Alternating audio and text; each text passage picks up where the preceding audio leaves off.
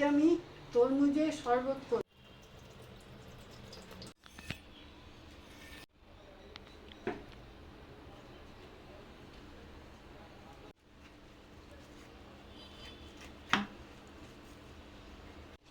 বন্ধুরা, আজকে আমি তরমুজের শরবত বানাবো এই কাঠফাটা রোদ্দুরে।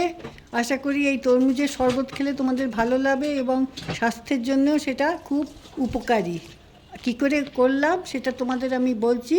প্রথমে তরমুজটা ধুয়ে তারপর কেটে নিয়ে তার ভেতর থেকে তার শাঁসটা বার করে মিক্সিতে দিয়ে মিক্সিতে ওটাকে ওই জুসটা বার করে ছেঁকে নিয়ে তার মধ্যে একটু জলজিরা, বিট নুন, লেবুর রস দিয়ে ভালো করে নেড়ে নিয়ে এই গ্লাসে ঢেলে তারপরে খাওয়া হবে।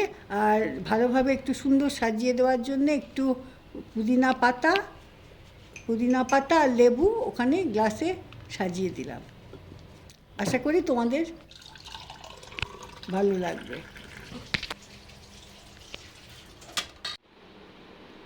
আমার এই 83 বছর বয়সে আমি তোমাদের কথা ভেবে এই তরমুজের শরবতটা বানিয়েছি।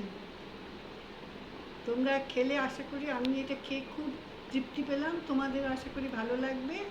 ভালো লাগলে তোমরা আমাকে সাপোর্ট করো।